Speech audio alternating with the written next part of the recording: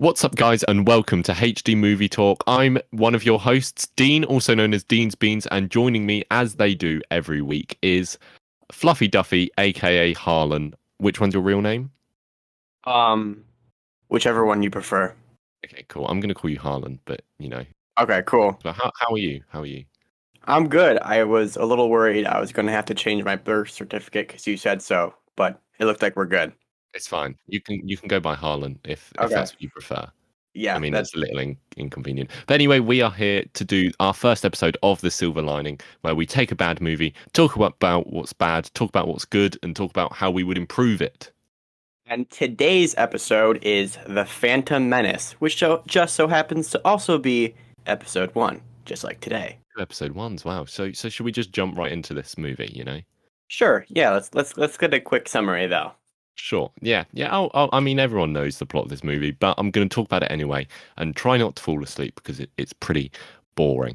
So basically, there's the Trade Federation who are taxing stuff going into Naboo, and then they invade Naboo, and that bit's pretty boring.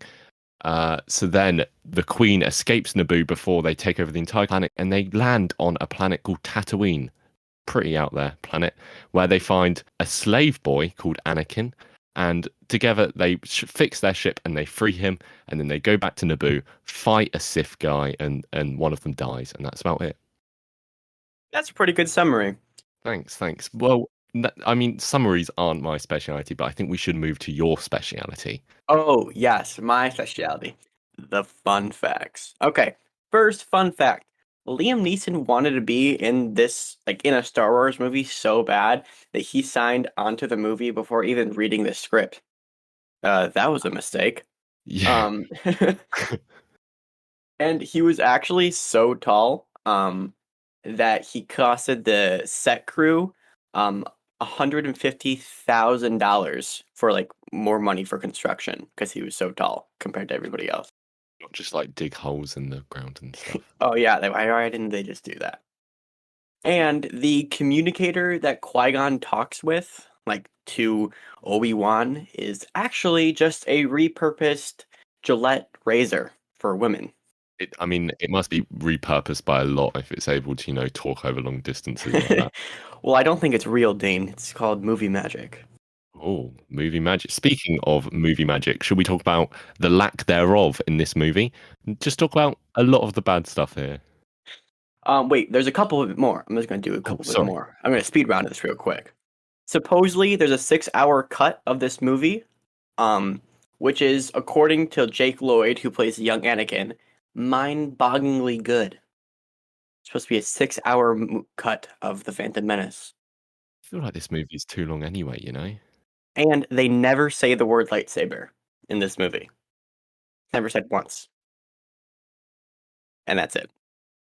As you previously said, I'm going to try and get back to my amazing segue. Okay, yeah, your amazing segue. Blah, blah, blah, movie magic, blah, blah, blah, lack thereof. Do you want to give me the first thing that you didn't like about this movie? The first thing that I didn't like, those Jamaican aliens. Funnily enough, that is my first one as well. I've put it as Jamaican aliens, there's Jewish aliens, and then there's Japanese aliens. Okay, so whatever like those two guys are in the beginning that like take over the land, Newt Gunray. Terrible. Those are probably the worst like Star Wars villains ever. Just the accents are just so bad. Just the accents and like what's the name of the guy who says like is it Trap? Akbar. Cuz like Akbar, they it's like that's a puppet too, like there's like animatronics or whatever and the mouths don't really line up cuz it's like a robot talking with like real people over it. But when these Newt Gunray talks, it looks so janky. I don't know. I don't like those But people. there's also like one moment, I don't think I spotted it until I rewatched this movie today, where Liam Neeson talks and like his mouth does not line up with what he's saying at all, and it really threw me off. So I think there is just like a dubbing problem in this movie as a whole. Yeah. I mean, there's a lot of problems in this movie as a whole. That's why we're talking about it, isn't it? All right. Next is for me, Jar Jar's entire character. Yeah, no, I've got that one as well. Just everything. It's not funny. It's not No, endearing. it's not funny at all, and I feel a little bit bad because I showed this movie to my girlfriend, and Jar Jar is easily her favorite character. So there are Jar Jar fans out there. There are.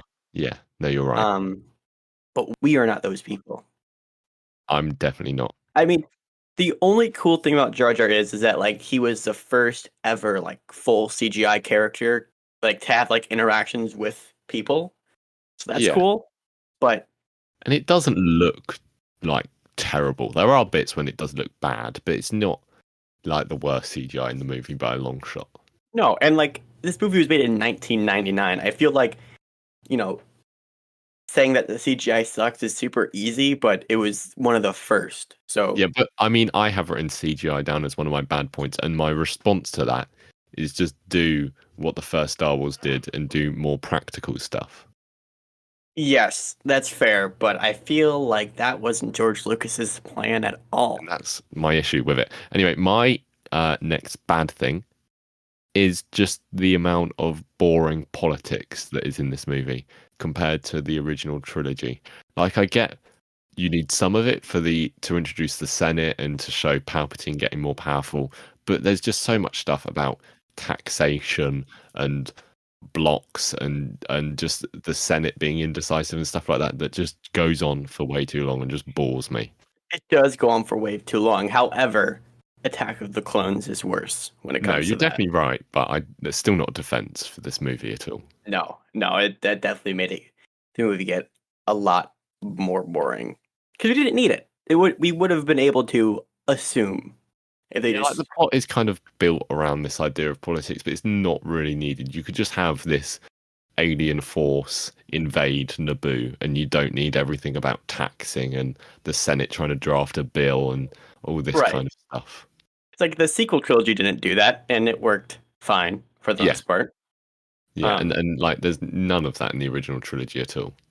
and going back to the CGI, one thing that I don't know if everybody hates this character, but like that flying like slave owner that's on Tatooine with Anakin, Watto, Watto, I don't like him. no, and it's another stereotype. It's Jewish, Is and it he? yeah, this is the idea. That's what people have accused George Lucas of, but obviously George Lucas has never gone. This guy is supposed to be a really bad stereotype. It's because like it's kind of like an Arabian or Greek accent, and he's got a big nose, and he loves money, and that's kind of where people assume it's the stereotype, and it does kind of fit. Yeah, no, you're definitely right there. It could have been just a bunch of coincidences. It could. I mean, all these stereotypes could, but there's like This is true. there's a few characters which are not great for that kind of thing.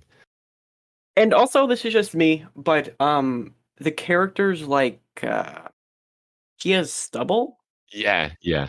This, but like the technology for like hair wasn't there at all. So the entire time he's on screen, that's all I can look at. So you didn't notice he had a big nose. Yeah, I didn't even see that he could fly. I was just looking at his stubble. Yeah, I mean, it is pretty shocking stubble. Something I wanted to say, which I'm not a fan of, is just a lot of the line delivery in this movie.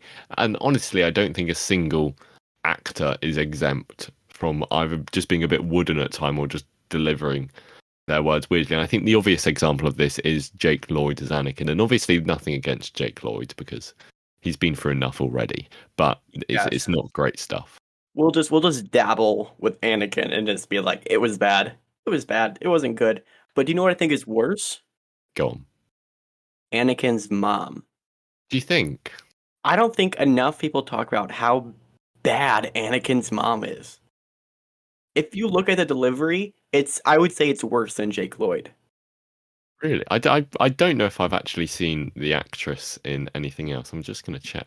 Like it's to the point where I'm like, is this like one of George Lucas's friend that he promised was? I have heard in the past that George Lucas isn't very good at giving actors like notes on how to deliver lines better, which I can kind of buy seeing some of this stuff. Yeah, that makes a lot of sense, especially with the chunky dialogue that they're given. Yeah.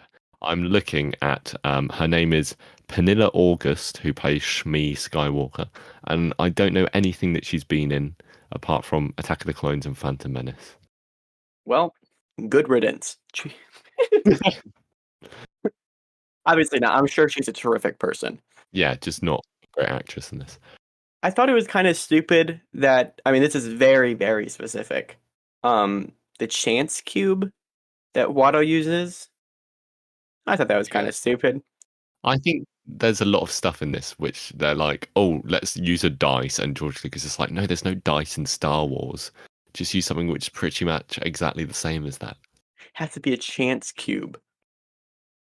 Yeah, And okay, go on. this is one thing that confused me that I wasn't quite sure. Yeah. But I'm going to ask you because I need to confirm this in my head. Is Anakin's mom like the Star Wars version of the Virgin Mary? Yeah, supposedly, I mean, I'm not actually 100% sure if it's been confirmed in any canon, but basically the accepted fact is that Palpatine impregnated her using the Force to raise this prodigy. And it's a bit of a weird detail, I think. Like, I don't. Why can't Anakin just have a father? And I think the issue is that it's never really addressed in this movie. There's the one conversation about it, and they're like, oh, yeah, fair enough. They're like, oh, yeah, you just got pregnant. Cool. Like, is it a common thing in Star Wars? I don't know. Women just like, oh, Because surely when Qui-Gon is trying to convince the Jedi Council that this guy should be trained as is the chosen one, wouldn't he not go, oh yeah, but like he doesn't have a dad and he was just immaculately conceived? Like surely they go, oh, okay, that's pretty interesting. that should be the main main proving Yeah. that he's the chosen one. But it just does not come up again. And okay, one other thing. In the very beginning of the movie, this is bouncing back a little bit. The Jedi have super speed. Yeah. They introduce a lot of weird Force stuff right at the start of this. I think there's a couple stuff like that.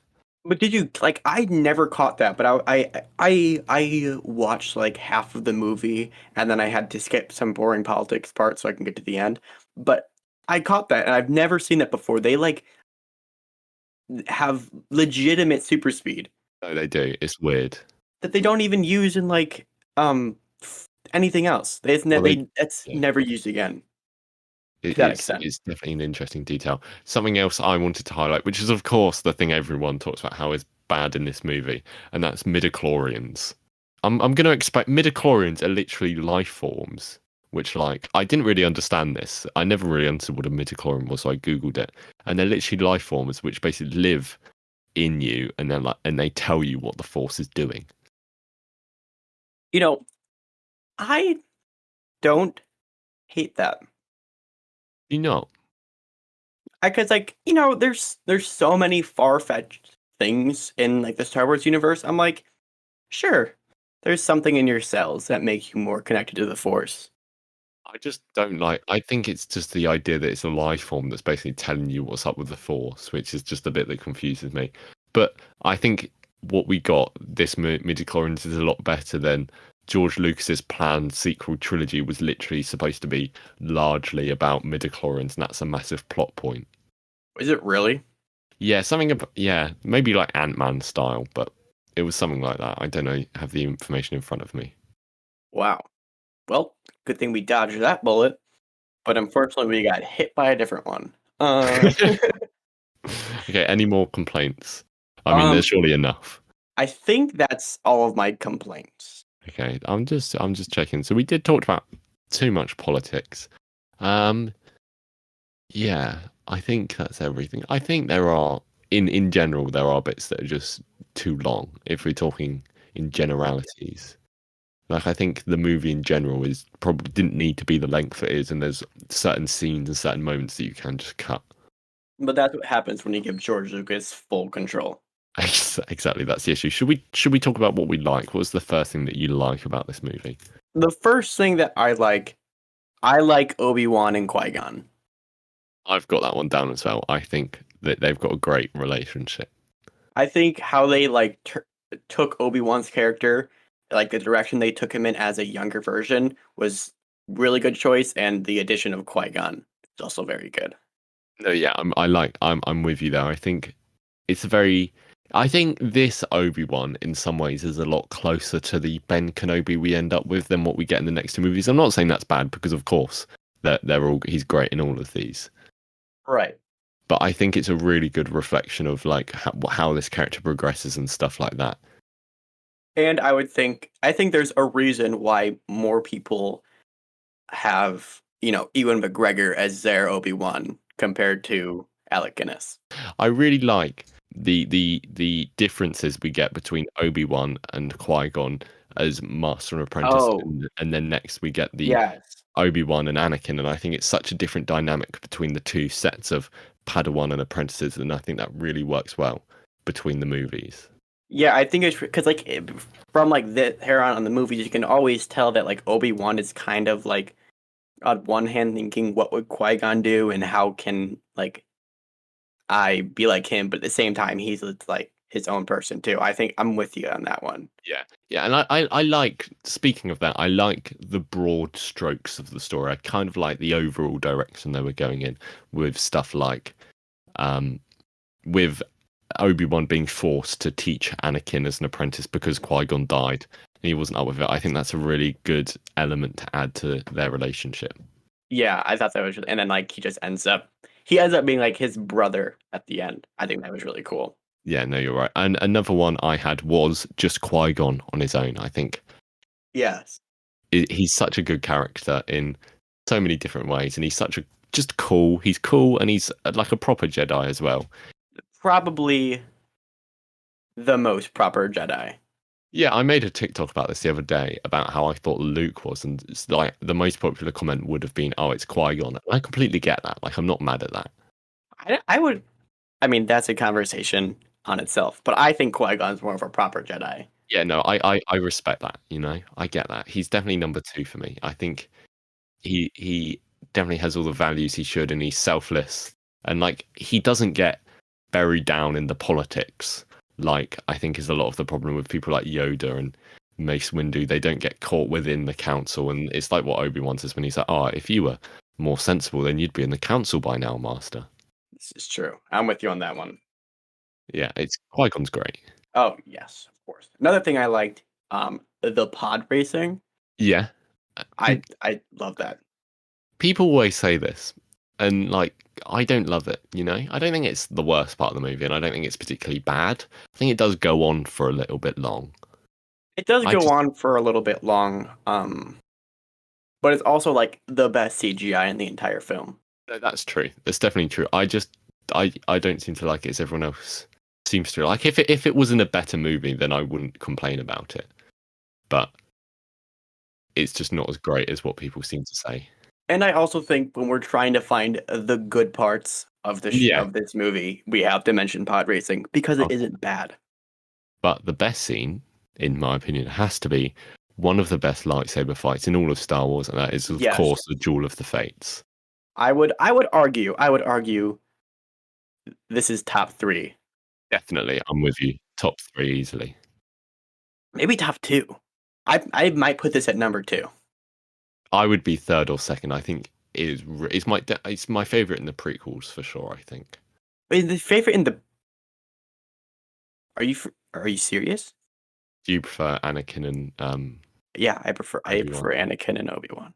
I think I prefer this one. You know, I think there's a Wow. lot of cool stuff in it, and Qui-Gon's death is done so well. And there's the moment like where the I really like the idea of these blast shields or whatever they're called, the laser doors, which block them off. And then there's the moment where Darth Maul kills Qui-Gon and he turns around, and Obi-Wan is stuck on the other side of this door, and he's trying to like psych himself up to to fight Darth Maul. And I think the really quiet moments in the fight scene like that work so well to continue on this action. It was I'm with you there. That's what made it so great is like just the tension that they were able to build up.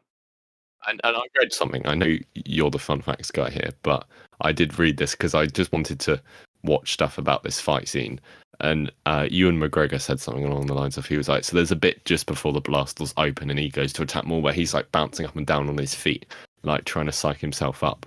And that wasn't in the script or anything. That was just Ewan McGregor trying to psych himself up to do this stunt scene. That's awesome. And George Lucas liked it so much that he kept it in the movie. And I think that's just a really cool detail because it's proper. Like, I noticed it when I was watching it. It's a proper cool moment of Obi-Wan like, yeah, I can do this.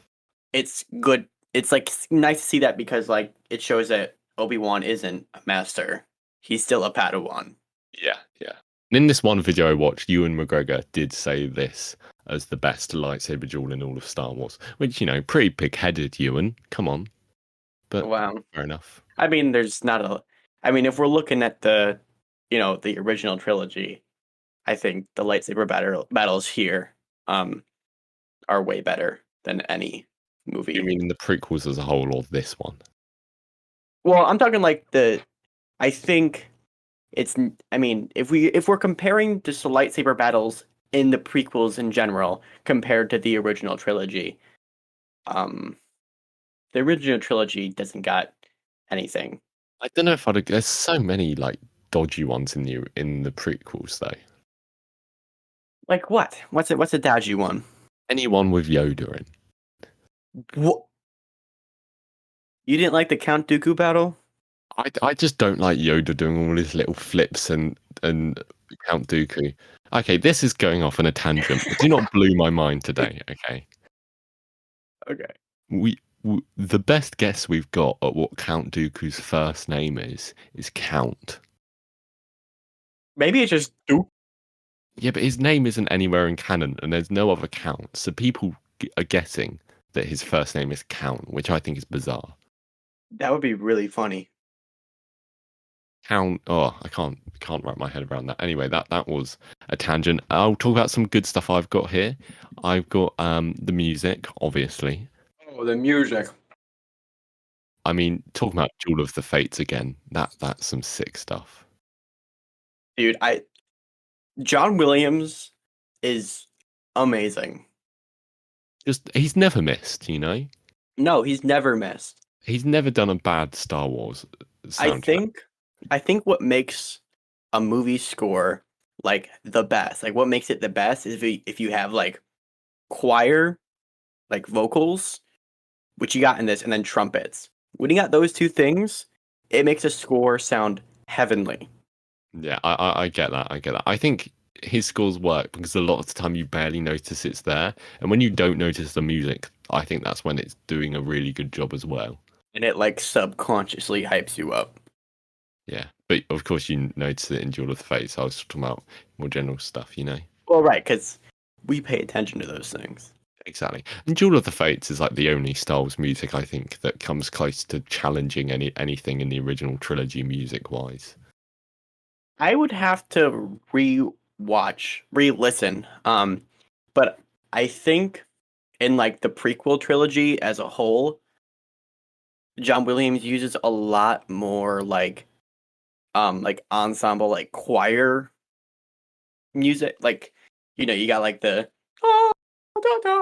like that jazz. Can you just do that again for me, please? No, you only get it once. Okay. If you want, you can listen to the recording over and over. But that's all you're getting. Just to get the podcast numbers up, just so it looks like people are listening. Yes. But I love that. I think that makes. I think I have to re-listen, but I think I might prefer the prequel score over the original. I can't agree with you there. Okay. What's another thing you like about this movie? Another thing that I like about this movie, I don't know. That was I'm dry. I'm all out. Do you got anything else? I've got. I mean, number one, just as a more general term, I think the world building. I think they do overdo it a bit with all the politics because that's linked to the world building a lot. But I think that definitely does drag down the rest of it in some ways. But overall, world building is very solid stuff. Especially like I really like what they did with Naboo. Yeah, with, like, the two I worlds. think it works well because there's not a lot of exposition. I Mm, think there's not a lot of scenes when they go, "Well, this is Naboo, and on this side of the planet, all the human-looking people live, and on this side of the planet, all the Gungans live, and they don't like each other, but we just got invaded." I mean, I guess that's what the opening crawl is for, but they never really explicitly explain it all. I definitely, because it makes me feel smarter as an audience member. Yeah, Them not dumbing it down for me. But one thing I didn't like, this is another bad thing. Sorry, I'm gonna go off on a tangent for a second. The like Naboo King, do you mean what's his name? Big Nass or Big? Yeah. something like that, where he He goes goes, like, "Oh." oh my god, that creeps me out every time. I don't like him. It's weird, and also it's another stereotype, but it's weird. Yes, but George Lucas seems to be fond of stereotypes, so whatever. Yeah, I don't know why in this one there's all of them, and then there's like none that I can think of in the original trilogy. That's because George Lucas didn't have complete control in the original I trilogy. don't know what happened from 1983 to 1999 to turn this guy into a racist. No, I'm joking. He's probably not a racist. Just have to cover my back there. Okay, another good thing. I enjoy the Padme twist. I think that works well.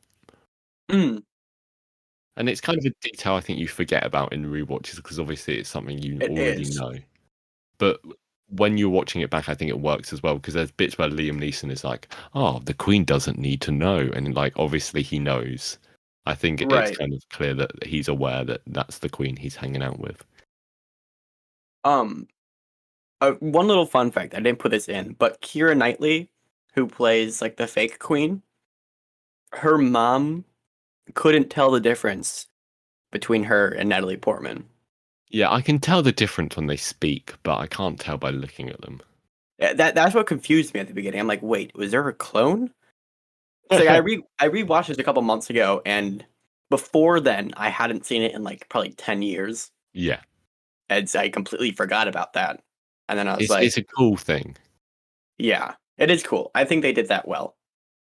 Yeah, and Um, it's kind of like under the radar thing as well because I don't think people really talk about it that much. but then Padme in the next two movies, her character just changes completely. I mean, I think I can say this without any fear of retribution that George Lucas has no idea how to write women. Like literally You're not everything. wrong. I think everything good about Leia comes from Carrie Fisher. Well, I would argue that George Lucas doesn't know how to write anybody. He doesn't know how to write dialogue. Full stop. I think No, there's so many weird moments, and then I don't know what it is, but it turns actors like Liam Neeson into saying their lines really weirdly at some parts. every actor, like Ewan McGregor, is an amazing actor. You got Yeah. movies like Train Spotting, like he got all these classics. But in here, I think it's entirely George Lucas and his directing and dialogue that makes every actor terrible. In Revenge of the Sith, where like Natalie Portman's trying not to laugh. Oh no, Ewan McGregor's trying not to laugh while Natalie Portman's saying a line to him just because they think it's so dumb how they have to say it. He killed younglings. Wait, is that what he said? He said something like that, but he had to cover his mouth. Yeah, just stroke his beard to make it look like he's not laughing. It's so dumb. Oh. Okay. Okay. I have one good thing left, and it's like it's barely a thing. I like the Jedi Council in this movie. I think they do go downhill from here on out, but in this movie, I think it works. Isn't there like a female Yoda Yeah, in there's the council Yaddle. at first? Yeah, and then Yaddle. she disappears by the time the next movie, and literally, I think it is just like a Yoda prop because in this movie originally it's just a puppet, and then for the next two it's CGI. But they literally just got a Yoda model and put a wig on it. That's really weird. And like there's not much in canon about Yaddle, I'm pretty sure, but like as they die, I think it's a she dies between episode 1 and episode 2. I feel like that was a lot of missed potential right there. What Yaddle? We need more Yaddle. Where's our Yaddle Disney Plus show? Dude, honestly, I want like a Yaddle Yoda romantic comedy out like now. Yes. Oh, that would be so good. Oh, just imagine them both speaking like that the entire time. Oh my god. We're here to improve this movie, Yes. not the entire Star Wars franchise. So we should probably Yes. move on to that. Okay. So should I start off with my script? My idea for I the think you have new more Phantom of Menace. a fleshed out idea than me, so I'm just going to chuck a couple ideas or Okay. questions at you first, which I've Okay. been pondering. My Okay. my first one is: do you think Darth Maul should have more lines of dialogue? I would argue more screen time. Because I think the thing that's Yeah, so cool about him is he doesn't really talk much and he just remains like a menacing figure. And I kind of like that. yeah, Um, However, I think like if he got more dialogue, that would give George Lucas more time to ruin him. yeah. So I think maybe more screen time, which I have in this one a little bit. In my idea. I might have missed one, but I'm pretty sure he has one line of dialogue in the entire movie. Yeah. So I try to go along with the story. So the film starts off the way it did with Obi-Wan and Qui-Gon like going under the Trade Federation ship. Yeah, And the Jamaican aliens are the same, but once they hear that like the Jedi are here, they actually go and call General Grievous. Okay. So we get General Grievous in this film. And he demands like, kill them at all means necessary and to prepare for the invasion of Naboo. So he like says to go. And then the aliens are like, "But sir, we're not ready," in like a Jamaican accent. yeah. And then like, I like how you went English instead.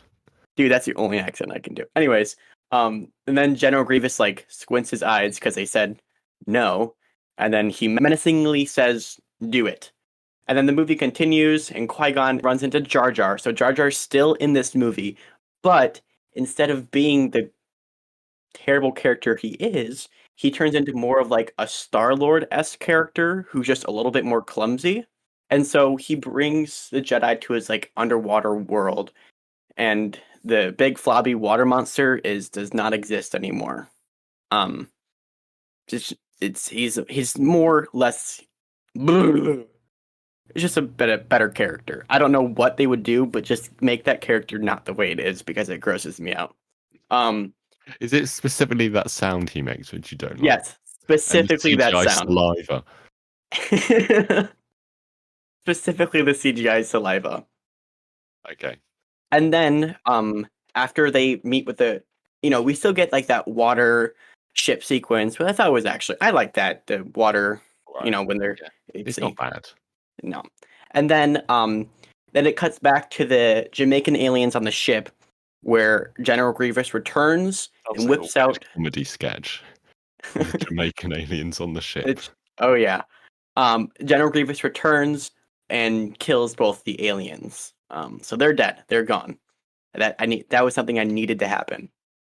Um so yada yada yada, Qui-Gon and Obi-Wan and the Queen escape. And then run on to Tatooine where they run into a young Logan, but it's not Jake Lloyd, it's somebody a couple years older. So when he flirts with Padme, it makes sense. And it's not weird. Yeah. Um, and then we meet Watto, but he's a human and not a bug, so I can look at regular stubble.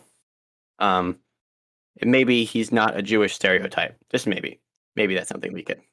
And then we are introduced to a different actress as Anakin's mom because we need a different one. And then General Grievous comes to Naboo and basically does like what the droids were doing, holding everybody hostage. Yeah. And then we just kind of get that, so we know that General Grievous is on Naboo. Also, General Grievous at this time, he walks straight up. He has, in like Revenge of the Sith, how he has like, a cough and he kind of looks broken a little bit. He is of perfect health, generally Is he speaking. a cyborg or is he a human or He what he was he is before? he's a cyborg, but he's not like coughing and spitting up blood. You know what I mean? Like Yeah, yeah, he's okay, generally yeah. speaking, besides being a cyborg. Um, It's one slight problem. and then the pod race goes as is. Dialogue is reworked, obviously, and then we get to the Emperor telling General Grievous that he's going to like be sending Darth Maul, and this makes Grievous angry because Grievous wants to do it on his own. He doesn't want help from any Sith because he thinks he can do it on his own. And then everything continues the way it is. The Gungans, hidden place, Queen Amidala reveals herself, yada yada yada. And then Darth Maul comes to Naboo with obvious tension between him and Grievous.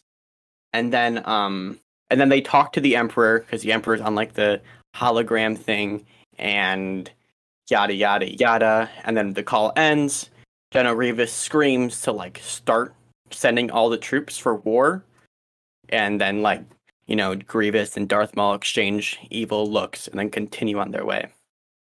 The war breaks loose with Grievous like guiding the army of droids to the Gungans. And then when Grievous is like on like one of the battleships, he's alerted that the castle is being attacked. So he gets on a speedster and runs over to the castle. And then we get that one scene where like Anakin, blows up those droids, gets away. The Duel of Fates starts to begin.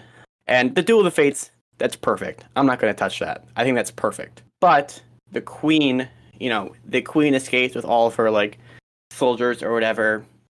But then they run into Grievous. Grievous is there to like stop the Queen and stuff. But instead, with the Queen and all of her bodyguards, we also have Jar Jar. Jar Jar is with them. So, they're taking cover from Grievous, so they're there's not much they can do. Grievous has 2 lightsabers. They're really screwed. Then Jar Jar goes, I got a plan. Just fire.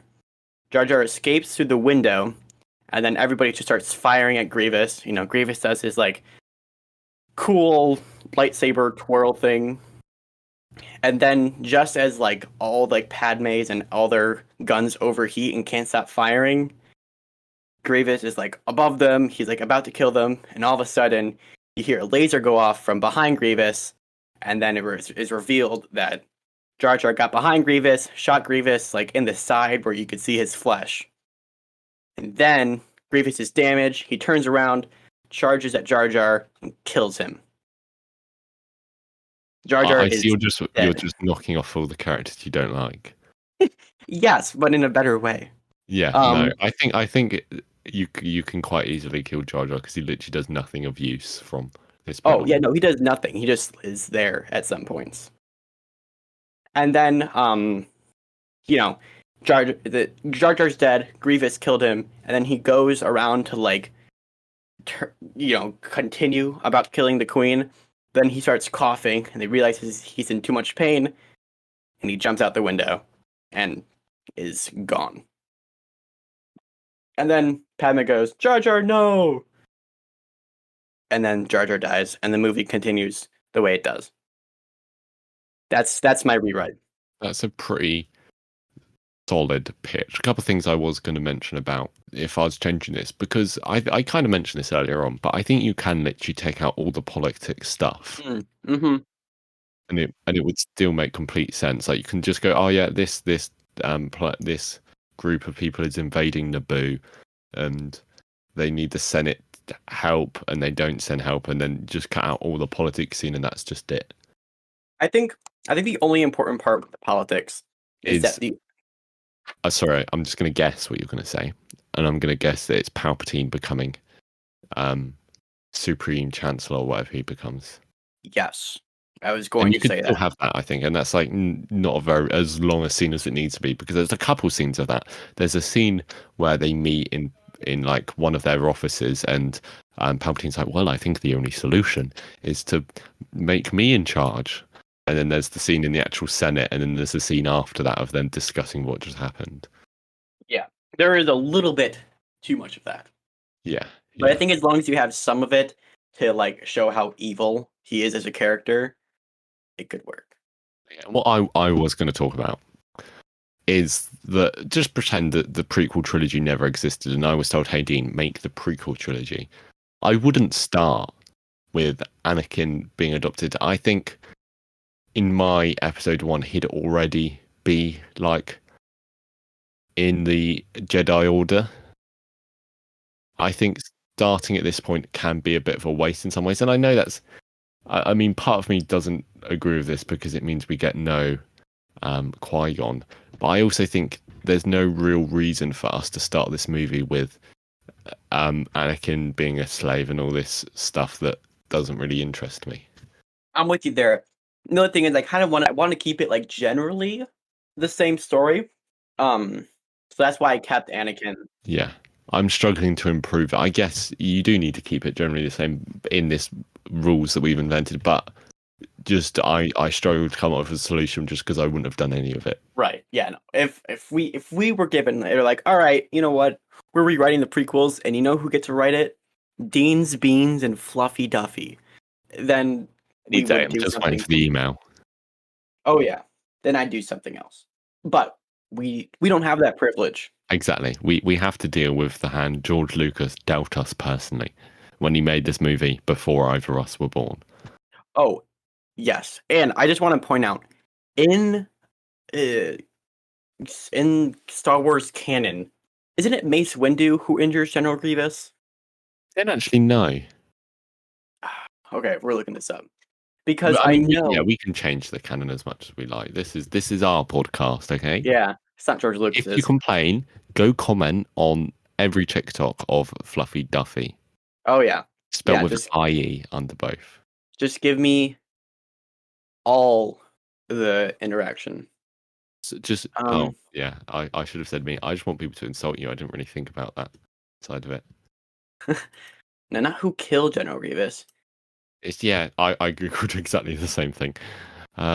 Mace Windu confronts him using the Force to crush his chest plate, severely injuring his lungs and leaving him with a distinctive asthmatic cough.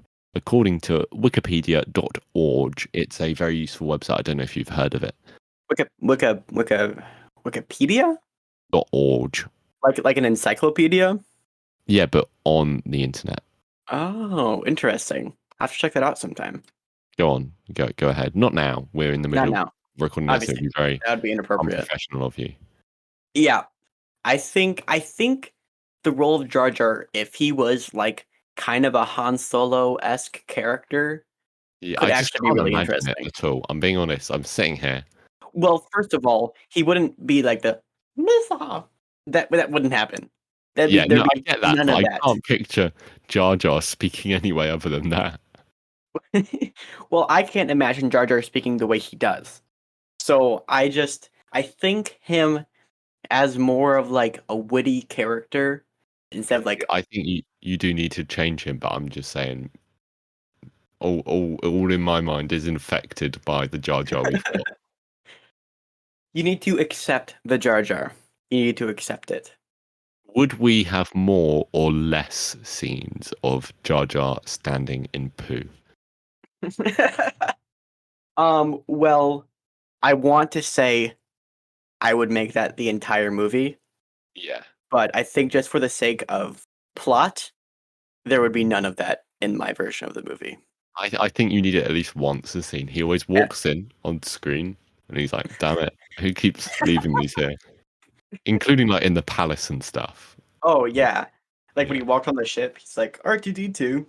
Yeah, that's another complaint I have about this movie as well. And it's kind of just an issue I have with the movie industry as a whole. Okay, so no small matter. I just don't like how in prequels they feel the need to just show literally everything that comes in the later movies. If you know what I mean. Like they don't have to set up literally everything that appears in the original movie. And I think there's parts of that in this when they're like, oh, this is R2D2 and this is C3PO and all that kind of stuff. I could just leave. I see what you're saying, but I think it's kind of cool. A part of I me is like, those two examples weren't great. I'm also thinking like Jabba the Hutt and stuff like that. I think it's cool how it like adds to the world. But also does that mean like Jabba the Hutt is like? I think he was like 700 years old when he died or something. Oh, was he really? Yeah, he's like Yoda age nearly. Oh, wow. I'm gonna Google how old was Jabba the Hutt when he died. Well, and I'll be damned. He was around 600 years old. Oh wow, I did not know that. Yeah. What do you think of the commentators during the pod racing scene? If we're going into nitpicks. Wait, nitpicks. I mean, it's kind of those people kind of fall into that George Lucas humor, is what I like to call it, where he's like, you got like that Jar Jar, and you got all these like characters that are like they're like we are pandering to the 3-year-olds that are watching right now. You know what I mean? But I don't know. Uh, I think maybe I've just am maybe like a little biased. That's just because I've accepted the prequels. But they don't bother me too much. I don't know. Where do you fall on them? Yeah, I kind of get what you're saying. They're not like egregious. It's not like what it ruins the pod racing scene or anything, but they're still not great. Okay. Yeah, I think that covers about all my complaints, apart from stuff like I just as more general points. I would obviously it's very easy to say this with it's very easy to say all of this with hindsight. I think is an important note to make, but like I would have tried to use more practical effects, especially like not even just effects. I think sets as well, because so many times you can literally tell that Obi-Wan and Qui-Gon are standing in front of literally nothing. Oh yeah, they do that way too much in this trilogy Yeah, in a whole. yeah, and I think just practical sets. He's got all the money he could ever want to make these movies with. Right, and listen, like I I love like. Do you watch like Corridor Digital at all? No. They're this like CGI company, and they talk about visual effects. And it's really interesting to learn about like the behind the scenes things. And a part of me wants to stick up for this movie because I'm like, well, the CGI had to start somewhere, Yeah, it was groundbreaking. You're right. and like Just I would have wanted it to start somewhere I'm else. sure like Avengers Endgame at some point, like in like 20 years, we're gonna be like, wow, that was bad. Maybe not. It was Do you really think good. no? I'm not sure if that's going to I happen. think they're like I think the parts in like all movies that come out nowadays were like that looks a little bit off. In 20 years, we're gonna be like that looks terrible because the Oh technology yeah, will be you're so right. advanced. But I think overall stuff like Thanos are still going to stand up. Yeah, Thanos is gonna stand out. But some scenes, Yeah, no, there's bits where like Iron Man's armor look glued on or like yeah, pasted over the double scenes.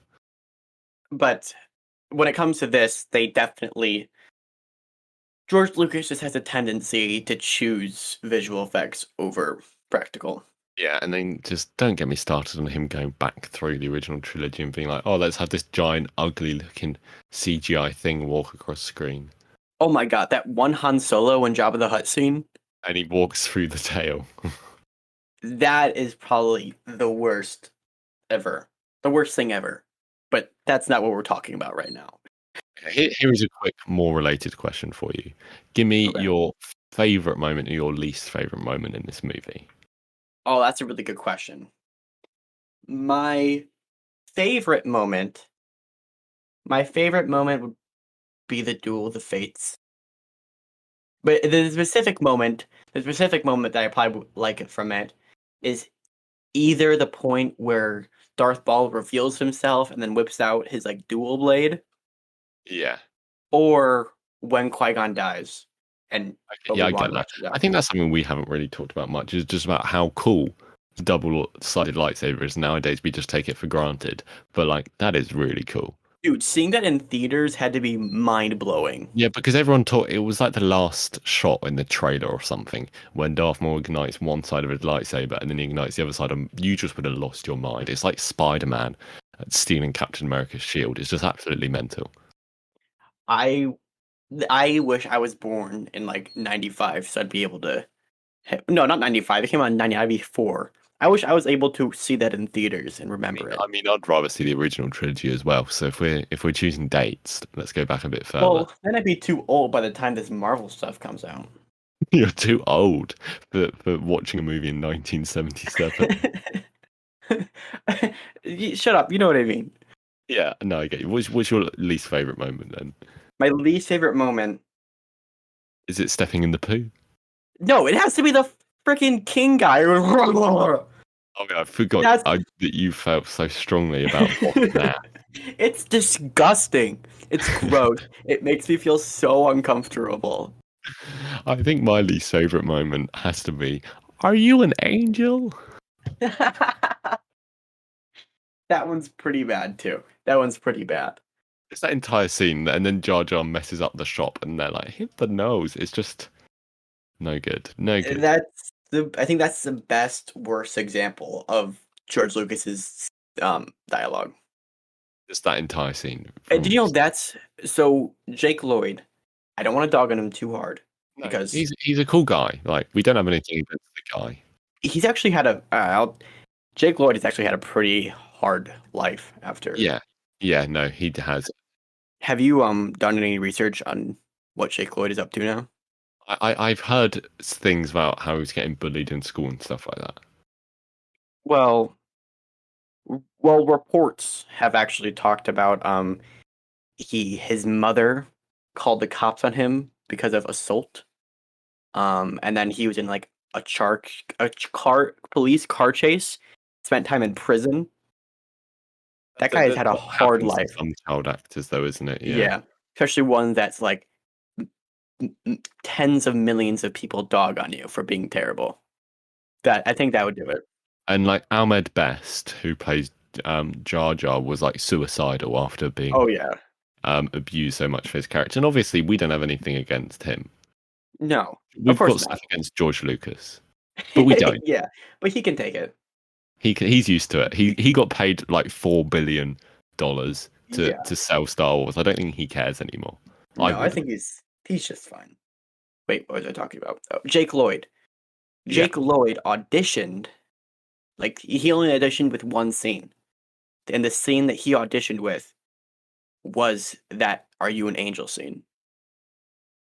And keep in mind, he auditioned like they auditioned hundreds of little kids, Yeah, and he I can got it. imagine. And what about you? What's your favorite? Is your favorite part Duel of the Fates? Yeah, my favorite would have to be Duel of the Fates. Maybe like the bit like I was talking about when Obi-Wan is like getting ready to fight Darth Maul, and then that bit I think is really great.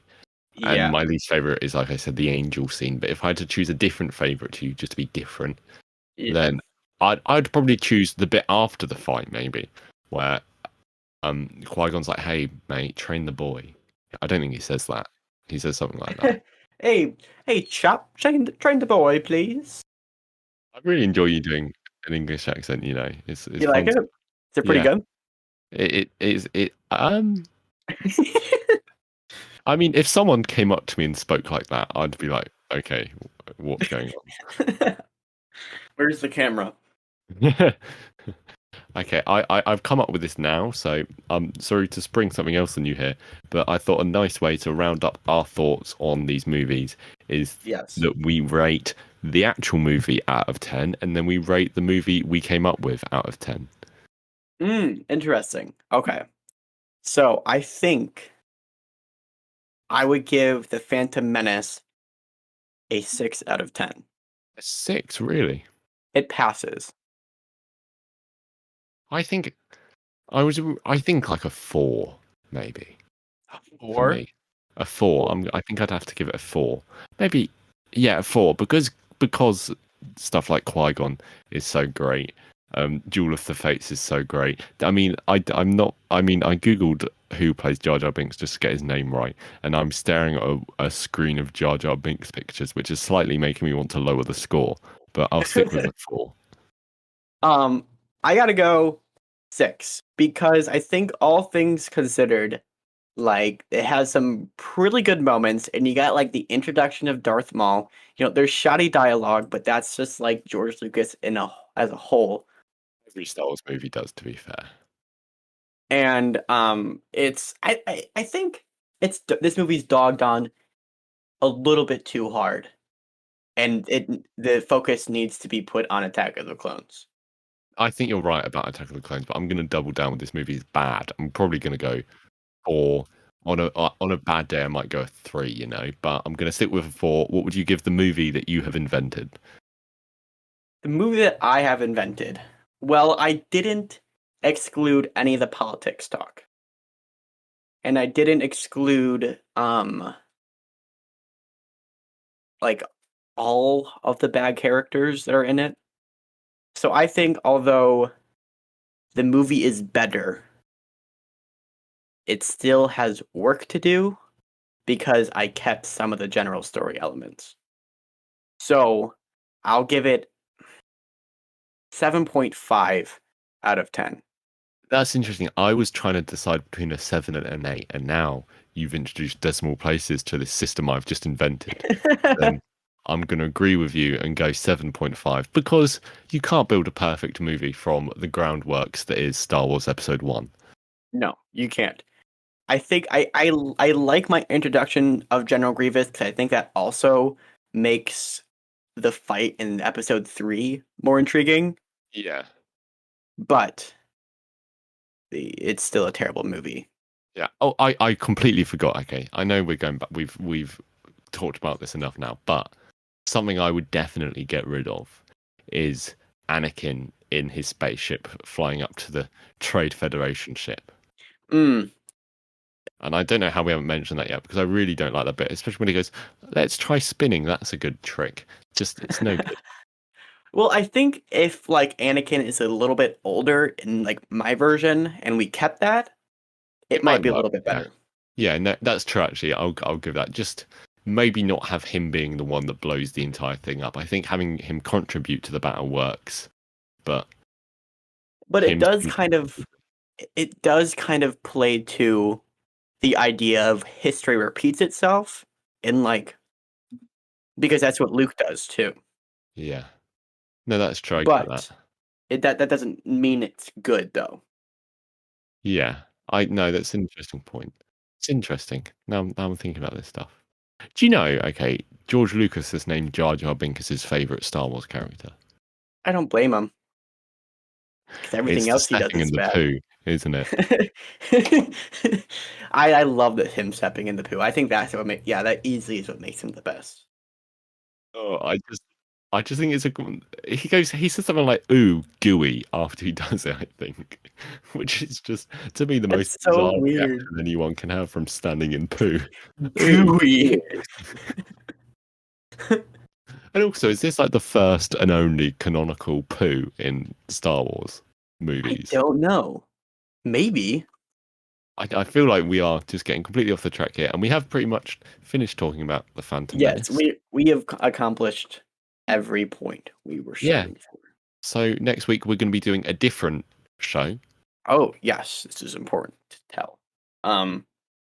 What show it's going to be? Do you want to say new stuff? Well, if there are new stuff, we'll be talking about new stuff. Well, yeah, we'll talk about new news, new movies. Yeah, you know, we'll talk about that stuff, and then in 3 weeks' time, we'll be back talking about another bad movie, which is yet to be decided. But if anybody has some passionate requests, we might listen. But we'll see. Yeah. Maybe we have a better one planned. But anyway, yeah, thanks for listening. As we have said, if you want to find me in other places, I'm at Deans __ beans on TikTok. You have 2 underscores in your name. Yeah, I know. People don't realize this, and somebody out there, somebody else on TikTok has the 1_ name. I can't take it. Are you serious? I know. I should message him, to be fair, because like he's got like 10 followers, and I should be Do like, it. "Hey, please can I have your username?" But for now, What about the with Dean's Beans with no underscore? someone's got that as well. You should message that person. Oh, yeah, I reckon you're right. I'll message them both and just hope I get one of them. I mean, if you search Dean's Beans on TikTok, I'm going to come up. It's fine. I'll be the first result. Yeah. Anyway, where can people find you? You can find me at Fluffy Duffy on most socials. On Twitch and I think Twitter, there's an underscore after Fluffy Duffy. But I'm Fluffy Duffy on everything besides Facebook because I'm not downloading Facebook. That's completely understandable. I only said TikTok, but you can find me on YouTube, on Instagram. We each have a Discord server, so you can join us there and talk to us. We'll mostly answer you if you feel like whichever one you prefer. I would choose me. But if you want Dean, that's good too. I prefer Harlan as well. But just make sure if you are messaging us on our Discord, just make sure to tell us that we're your favorite. Yes, it's extremely important to feed my ego. Yeah, and I don't have an ego, so it's really important to feed Harlan's because that's what keeps us going. But we've talked for long enough. Thank you for listening to all of this. Yes, and we'll see you next time. We will see you next time. Bye. Adios. Bye-bye.